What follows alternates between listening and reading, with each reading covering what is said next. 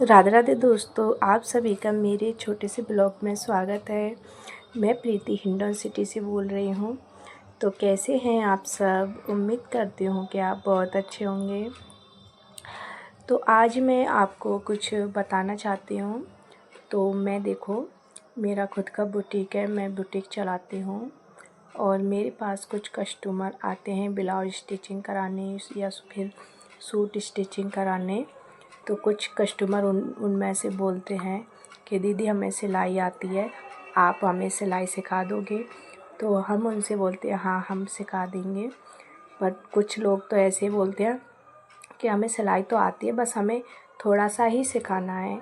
तो देखो फ्रेंड्स, ऐसा नहीं होता है कि थोड़ा सा ही सिखाना है। अगर आपको कुछ भी सीखना है तो आपको शुरू से ही सीखना होगा। आपको कुछ भी आता है या नहीं आता है, मुझे उससे कोई मतलब नहीं है।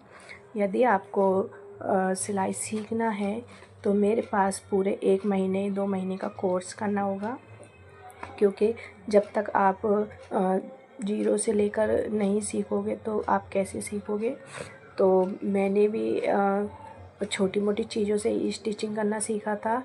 ऐसा नहीं था कि डायरेक्टली गए कि बोला हमने को तो ब्लाउज सीखना है तो हमें ब्लाउज सिखा दो। तो ऐसे नहीं होता है कि डायरेक्ट कोई हमें जाते ही ब्लाउज सिखा देगा या फिर सूट सिखा देगा।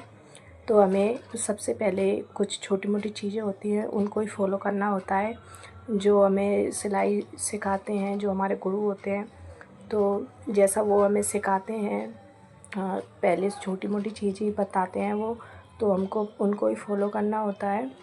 तो ये मैं बातें उन महिलाओं तक पहुंचाना चाहती हूँ जो मेरे से बोलती हैं कि मुझे सिलाई आती है बट मुझे तो थोड़ा बहुत ही सीखना है, मुझे थोड़ा बहुत सिखा दो। तो मेरी प्यारी बहनों, ऐसा नहीं है। अगर आपको सिलाई सीखनी है तो छोटी मोटी चीज़ों से ही सीखनी होगी। तो जब मैंने सिलाई सीखी थी तो मैंने भी छोटी मोटी चीज़ें बनाई थी। जैसे पेटीकोट सिलना सिखाया उन्होंने मुझे, तो वो सीख लिया। या फिर कोई थैला या बैग सिलना सिखाया, वो सीखा मैंने। तो धीरे धीरे करके फिर मुझे ब्लाउज भी सिखाया गया और फिर मेरे को सूट भी सिखाया गया। तो ऐसे मैंने धीरे धीरे पूरी सिलाई सीखी थी। तो मुझे 2 महीने लगे थे सिलाई सीखने में। उसके बाद भी मेरे हाथ में फिनिशिंग नहीं थी। तो फिर मैंने 2 महीने और फिर और सीखा मैंने, तब जाके कुछ आज मैं इतना सीख पाई हूँ कि मैं खुद का बुटीक चलाती हूँ। तो आज मैं कोई भी काम छोटा या बड़ा आता है तो मैं उससे घबराती नहीं हूँ। और मैंने पूरा कोर्स किया हुआ है, इसलिए मेरे पास कोई भी काम आता है तो मैं घबराती नहीं हूँ। मैं ले लेती हूँ सारा काम, क्योंकि मुझे अपने ऊपर पूरा विश्वास है कि मैं ये पूरा काम कर लूँगी। तो इसीलिए मेरी माता बहनों, मैं आपसे यही कहना चाहती हूँ कि कोई भी अगर आप काम सीखो तो उसे पूरा सीखना चाहिए।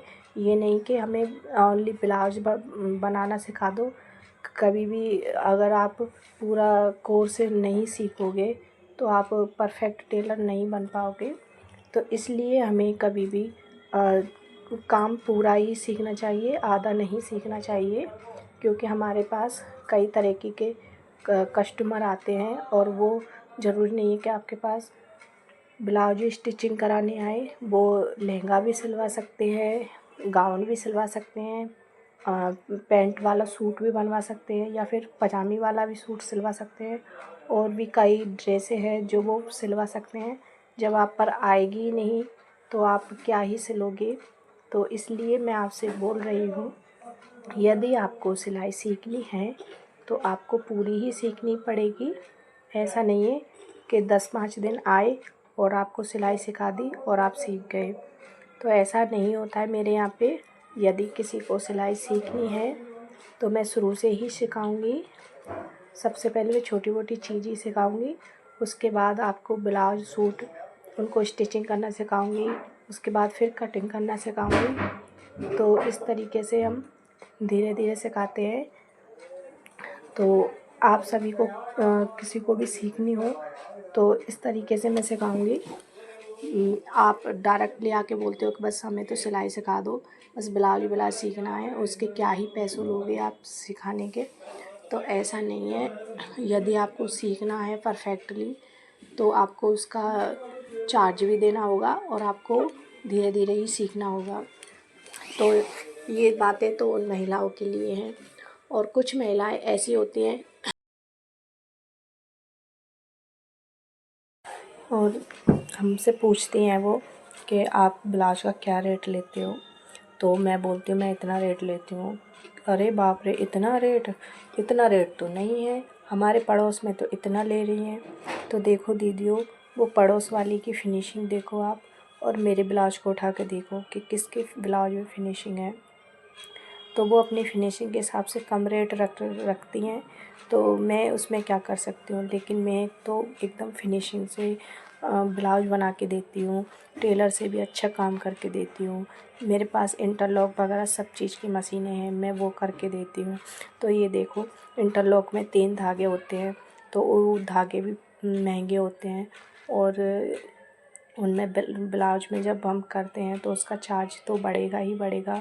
जो पड़ोस में आपके आंटी सिल रही हैं, वो आपको सिंपल ही ब्लाउज बना के देती हैं, ना तो इंटरलॉक करती है। एक सिंपल सिलाई में ही आपका ब्लाउज स्टिचिंग करके दे देती हैं और आप कम पैसों में खुश हो जाते हो। बट उस ब्लाउज में ना तो फिनिशिंग होती है और ना ही अच्छा लुक देता है वो ब्लाउज। तो ऐसा ब्लाउज सिलवाने से क्या ही फ़ायदा। तो मैं तो एकदम परफेक्टली ब्लाउज बना के देती हूँ अपने कस्टमरों को, और मेरे हर कस्टमर, जो भी कस्टमर आते हैं, सब खुश होकर ही जाते हैं। जो मेरे पास एक बार ब्लाउज स्टिचिंग कराने आता है तो बार बार वो मेरे पास ही आता है, क्योंकि उन्हें बहुत ही पसंद आती है मेरी सिलाई। क्योंकि मैं शादियों के जोड़े भी बनाती हूँ, और लहंगे का ब्लाउज, लहंगा स्टिचिंग करना, सारा काम करती हूँ मैं। तो मेरे हाथ में अच्छी खासी फिनिशिंग है और मैं फिनिशिंग से काम करना ही पसंद करती हूँ। मैं बेकार काम तो मुझे बहुत ही बकवास लगता है। तो मैं सब महिलाओं से यही कहना चाहती हूँ, यदि आपको फिनिशिंग से ब्लाउज सिलवाना है तो पैसे तो पूरे देने ही पड़ेंगे, क्योंकि मैं कम पैसों में काम नहीं करती हूँ। तो एक बार हमारे पास ब्लाउज स्टिचिंग करवा के देखो, फिर उसकी फिनिशिंग देखना।